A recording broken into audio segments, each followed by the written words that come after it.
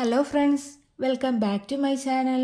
ഇന്ന് ഞാൻ വന്നിട്ടുള്ളത് നല്ല രുചികരമായിട്ടുള്ള സദ്യ സ്പെഷ്യൽ ഓലൻ്റെ റെസിപ്പിയുമായിട്ടാണ്. അപ്പം നമുക്കിതെങ്ങനെ തയ്യാറാക്കി എടുക്കുന്നതെന്ന് ഒന്ന് നോക്കിയിട്ട് വരാം. ഓലൻ തയ്യാറാക്കി എടുക്കുന്നതിനായിട്ട് ആദ്യം തന്നെ നമുക്ക് വൻപയർ ഒന്ന് വേവിച്ചിട്ടെടുക്കാം. അതിനായിട്ട് ഞാനിവിടെ 1/4 കപ്പ് വൻപയറാണ് എടുത്തിട്ടുള്ളത്. ഇത് നന്നായിട്ട് കഴുകിയതിന് ശേഷം 5 മണിക്കൂറോളം കുതിർത്തി വെച്ചിട്ട് എടുത്തിട്ടുള്ള വൻപയറാണിത്. ഇനി നമുക്ക് പയറൊന്ന് വേവിച്ചിട്ടെടുക്കാം. അതിനായിട്ട് ഞാനിവിടെ കുക്കറാണ് എടുത്തിട്ടുള്ളത്. അതിലേക്ക് വൻപയർ ഇട്ട് കൊടുക്കാം. പയർ കുതിർത്തി വെക്കാതെയാണ് എടുക്കുന്നതെന്നുണ്ടെങ്കിൽ ഇത് വേവാൻ കുറച്ചുകൂടി സമയം എടുക്കും. ഇനി നമുക്കിതിലേക്ക് ആവശ്യത്തിന് വെള്ളം ഒഴിച്ചു കൊടുക്കാം.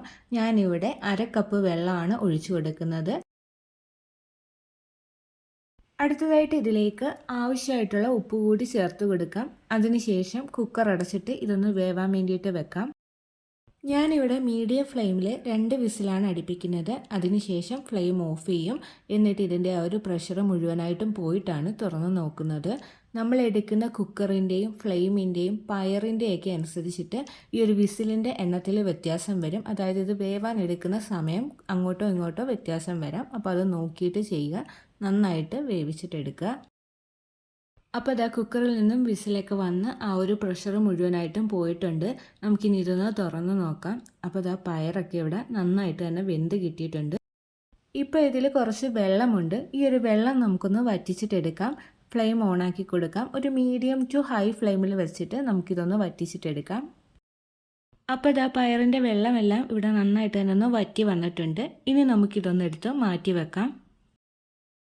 അടുത്തതായിട്ട് ഞാനിവിടെ എടുത്തിട്ടുള്ളത് കുമ്പളങ്ങയാണ്. ഏകദേശം ഒരു 250 ഗ്രാം അടുപ്പിച്ച് കുമ്പളങ്ങ എടുത്തിട്ടുണ്ട്. അതിൻ്റെ ആ ഒരു തൊലിയൊക്കെ മാറ്റി ആ ഒരു സീഡും മാറ്റിയിട്ട് ഇതൊന്ന് കട്ട് ചെയ്തെടുത്തിട്ടുണ്ട്. നീളത്തിലാണ് കട്ട് ചെയ്തെടുത്തിട്ടുള്ളത്. ഒരുപാട് തിന്നായിട്ടും അല്ല, എന്നാൽ ഒരുപാട് തിക്കായിട്ടും അല്ല, ഒരു മീഡിയം സൈസിലാണ് കട്ട് ചെയ്തെടുത്തിട്ടുള്ളത്. ഇനി നമുക്ക് ഈ ഒരു കുമ്പളങ്ങ ഒന്ന് വേവിച്ചിട്ടെടുക്കാം. അതിനായിട്ട് ഞാനിവിടെ ഒരു മൺചട്ടിയാണ് എടുത്തിട്ടുള്ളത്. അതിലേക്ക് കുമ്പളങ്ങ അങ്ങ് ഇട്ട് കൊടുക്കാം. അതിനുശേഷം ഇതിലേക്ക് 2 പച്ചമുളക് കീറിയതും കൂടി ചേർത്ത് കൊടുക്കാം. എരിവിനായിട്ട് വേറൊന്നും നമ്മൾ ഇതിലേക്ക് ചേർക്കുന്നില്ല. ഈ ഒരു പച്ചമുളക് മാത്രമാണ് ചേർക്കുന്നത്. പിന്നീട് കുറച്ച് കറിവേപ്പില കൂടി ചേർത്ത് കൊടുക്കാം. അതിനുശേഷം ഇതിലേക്ക് ആവശ്യമായിട്ടുള്ള ഉപ്പ് കൂടി ചേർത്ത് കൊടുക്കാം. പിന്നീട് ആവശ്യത്തിന് വെള്ളവും കൂടി ഒഴിച്ചു കൊടുക്കാം. ഞാനിവിടെ ഒരു 1/4 കപ്പ് വെള്ളമാണ് ഒഴിച്ചു കൊടുക്കുന്നത്. എന്നിട്ട് ഇത് നന്നായിട്ടൊന്ന് യോജിപ്പിച്ചിട്ടെടുക്കാം. ഇനി നമുക്കിതൊരു മീഡിയം ഫ്ലെയിമിൽ വെച്ചിട്ടൊന്ന് കുക്ക് ചെയ്തിട്ടെടുക്കാം. ഞാനിവിടെ അടച്ചു വെച്ചിട്ടാണ് കുക്ക് ചെയ്തിട്ടെടുക്കുന്നത്. കുമ്പളങ്ങ നന്നായിട്ടൊന്ന് വെന്ത് കിട്ടട്ടെ. അപ്പോൾ ഇതാ കുമ്പളങ്ങയൊക്കെ ഇവിടെ നന്നായിട്ട് തന്നെ ഒന്ന് വെന്ത് കിട്ടിയിട്ടുണ്ട്. ആ വെള്ളവും കുറച്ചൊന്ന് വറ്റി വന്നിട്ടുണ്ട്. ഇപ്പോൾ ഇതിൽ വളരെ കുറച്ച് മാത്രമേ വെള്ളമുള്ളൂ. ഇനി നമുക്കിതിലേക്ക് വേവിച്ച് വെച്ചിട്ടുണ്ടായിരുന്ന പയറ് ചേർത്ത് കൊടുക്കാം. അതിനുശേഷം ഇതിലേക്ക് തേങ്ങാപ്പാൽ ചേർത്ത് കൊടുക്കാം. ഞാനിവിടെ 1 കപ്പ് 2-ാം പാലാണ് ചേർത്ത് കൊടുക്കുന്നത്. എന്നിട്ടിത് നന്നായിട്ട് തന്നെ ഒന്ന് യോജിപ്പിച്ചിട്ടെടുക്കാം.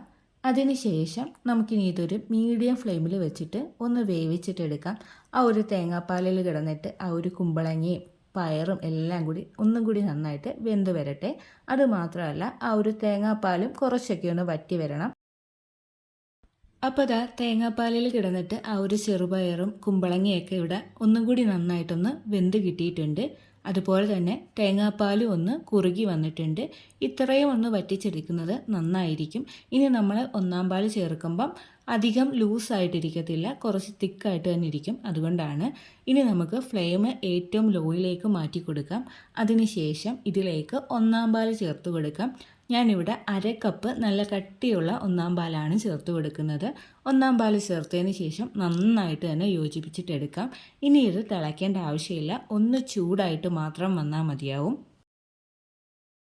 അപ്പോൾ ഇതാ തേങ്ങാപ്പാലൊന്ന് ചൂടായിട്ട് കിട്ടിയിട്ടുണ്ട്. ഇനി നമുക്ക് ഫ്ലെയിം ഓഫ് ചെയ്ത് കൊടുക്കാം. അതിനുശേഷം ഇതിലേക്ക് വെളിച്ചെണ്ണ ഒഴിച്ചു കൊടുക്കാം. ഞാനിവിടെ 1 ടേബിൾ സ്പൂൺ ഓയിലാണ് ചേർത്ത് കൊടുത്തിട്ടുള്ളത്. അതിനുശേഷം ഇതിലേക്ക് കുറച്ച് കറിവേപ്പില കൂടി ചേർത്ത് കൊടുക്കാം. എന്നിട്ട് നമുക്കിതൊന്ന് അടച്ചു വെക്കാം. ഒരു 5 മിനിറ്റ് നേരത്തേക്കൊന്ന് അടച്ചു വെച്ചാൽ മതിയാവും. അപ്പോൾ ഇതാ ഒരു 5 മിനിറ്റ് ആയിട്ടുണ്ട്. നമുക്കിനി ഇതൊന്ന് തുറന്ന് നോക്കാം. അതിനുശേഷം ഇത് നന്നായിട്ട് തന്നെ ഒന്ന് യോജിപ്പിച്ചിട്ടും കൂടി എടുക്കാം.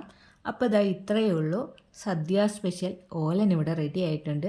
നല്ല രുചികരമായിട്ടുള്ളൊരു റെസിപ്പിയാണ്. സിമ്പിൾ റെസിപ്പിയാണ്. നമ്മൾ ഓണസദ്യകളുടെ കൂട്ടത്തിൽ വളരെ കുറഞ്ഞ ചേരുവകൾ കൊണ്ട് എളുപ്പത്തിൽ തയ്യാറാക്കിയെടുക്കാൻ പറ്റുന്ന ഒരു വിഭവമാണ്.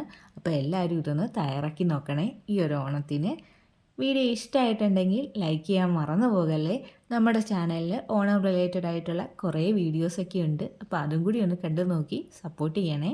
ചാനൽ ആദ്യമായിട്ട് കാണുന്ന കൂട്ടുകാർ ആരെങ്കിലും ഒക്കെ ഉണ്ടെങ്കിൽ പ്ലീസ് ഒന്ന് സബ്സ്ക്രൈബ് ചെയ്ത് സപ്പോർട്ടും കൂടി ചെയ്യണേ. വീണ്ടും നല്ലൊരു വീഡിയോ ആയിട്ട് വരാം. Thanks for watching.